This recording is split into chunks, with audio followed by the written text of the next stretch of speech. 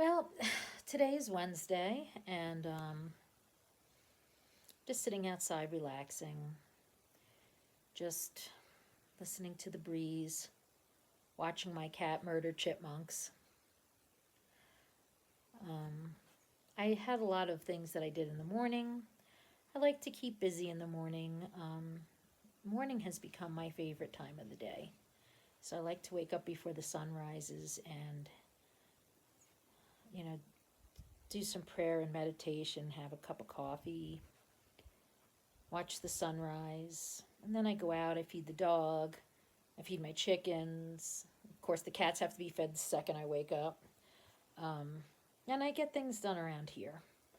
This morning I had to change out the chickens' water and I had to clean out their coop and give them, I make special food mix for them. I had to make some food for them and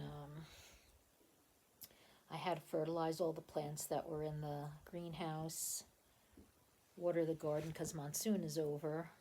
But we still should have a few weeks of veggie production. And I do all these things to try and keep, my mind focused on the day and not, on the grief that sits so heavy on me all of the time. I know that this month is Suicide Awareness and Prevention Month. And while I do laud that idea, um, sometimes there are, very obvious signs that somebody is struggling and they're, suffering with suicidal ideation. Other times there are no signs or very, very subtle signs, um, which is what's so, horrible and frustrating about suicide. Um, because my son didn't show glaringly obvious signs. The signs were very subtle and could be mistaken or misconstrued for a number of things. Just feeling sad during the holidays, that's a very common thing. I mean, a lot of people feel sad during the holidays. We had just moved, my dad had died, and we just had to put down our 17-year-old dog. I mean, that's enough to make anybody sad, but you certainly don't think it's going to result in a suicide. So, yes, it is a good thing to maybe be hyper vigilant when it comes to that. But the truth is, many suicides can't be prevented. They just seem to come out of nowhere. They seem to come out of the blue, whether it's a spur of the moment decision by somebody who's just in total torment in a mental health crisis at that moment that they do this, or it's something that they were planning and they keep that a secret.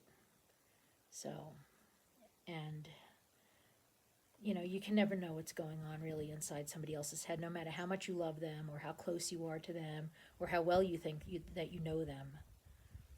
You still, I was looking at a graphic, and one of the things was access to lethal means.